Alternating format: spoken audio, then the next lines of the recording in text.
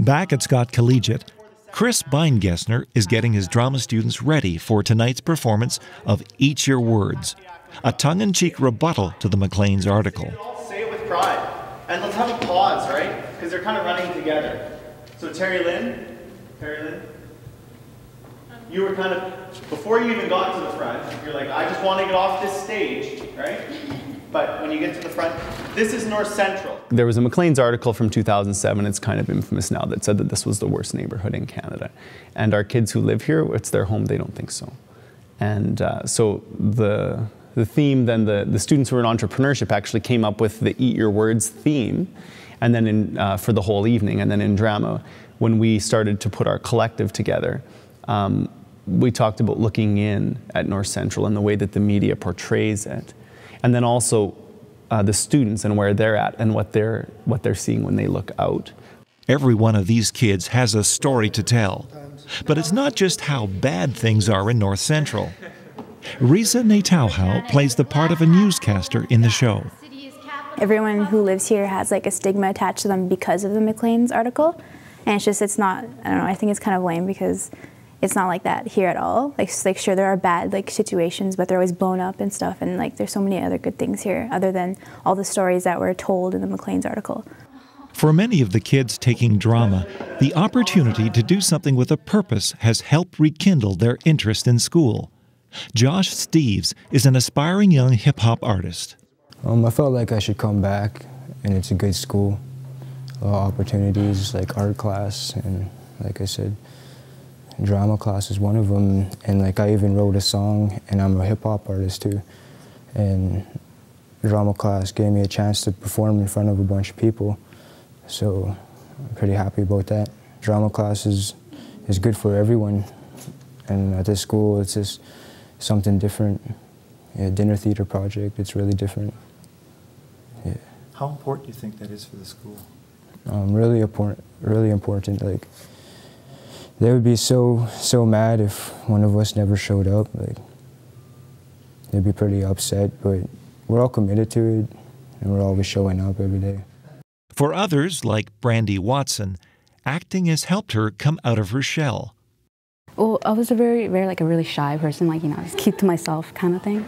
And I guess I didn't really like to be shy so many times. So I was like, you know what, trying to step up your game a bit and, you know, get yourself out there a bit, like, you know, be like a little well known, like let people know who you are.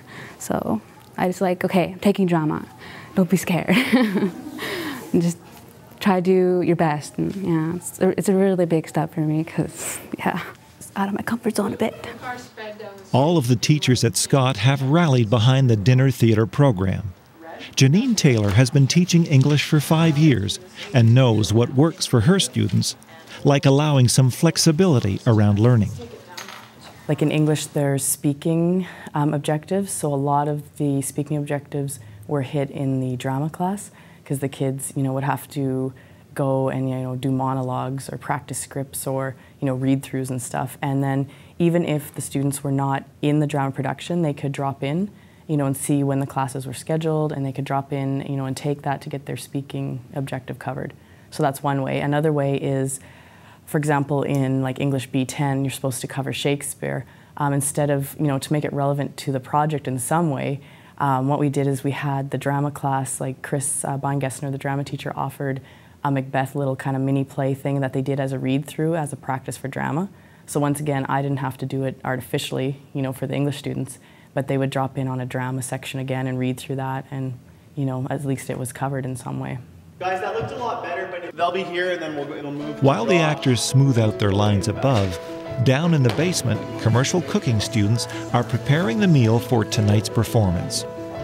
At $50 a plate, there's a lot of pressure on these kids to succeed. Cooking instructor Reagan Volman says her job is to keep students relaxed, yet focused on the task at hand. Our kids sometimes don't deal that well with stress, so this is a good experience for them to, you know, have to deal with stress, and they're doing a pretty good job with it. So how do you tell me how you help them deal with stress? Well, we have lots of pep talks, and we talk about, you know, it's sort of a countdown, only this many more days, this many more, you know, hours, and so to let them know that eventually that stress will be alleviated, and then they'll feel really good about having, you know, accomplished something really great. So we're all taking deep breaths. Yeah, it's an exciting challenge because there's only 8 of us now, and it started out with a big group, but somehow minimized to only 8. And cooking for all these people, it's quite a bit of challenge, but I think we'll be able to do it. Now, there are a lot of people tonight who are eating the food that you guys are preparing, right? How do you feel about that? I hope I don't displease nobody. Hope they all satisfied with what they eat. Tonight we're cooking for 250 people, only 8 of us, so good challenge. Scott's Dinner Theater program is a classic example of how the school is applying one of John Abbott's key principles, project-based learning, to the curriculum. Event organizer Jenny Davies says everyone has a role to play. If they liked acting, you know, they could act. If they'd like to be backstage and do lighting and sound, that was a choice they could make, and then we supported that and we tried to give them what they needed to be successful. You know, if they're into cooking and being in the kitchen, they could do that. We had some kids that were really into cooking but found the stress too much. So then, you know, they wanted to serve.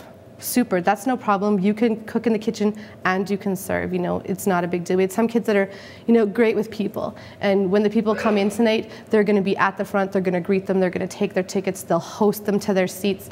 And you know what, all of a sudden they're gonna shine, right? The skills that nobody's seen in science class or nobody's seen sitting in an English class reading a book.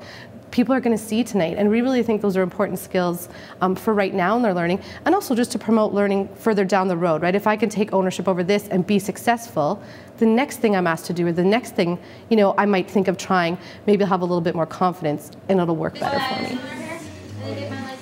As showtime draws closer, students get their hair and makeup done.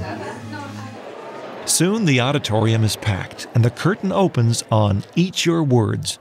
Actor Josh Stonechild sets the tone as North Central's very own Mr. Rogers.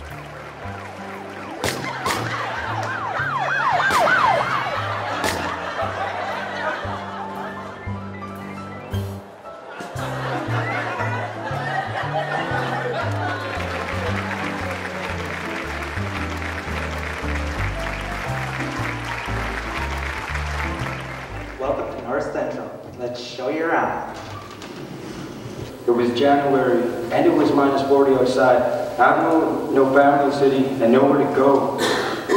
Our house was in horrible shape, and we tried to get it fixed, but our landlord refused to fix anything. Now, we're the ones who are being punished. This is not fair. I think this is bull. My house gets shut down because there's a couple of bugs growing around.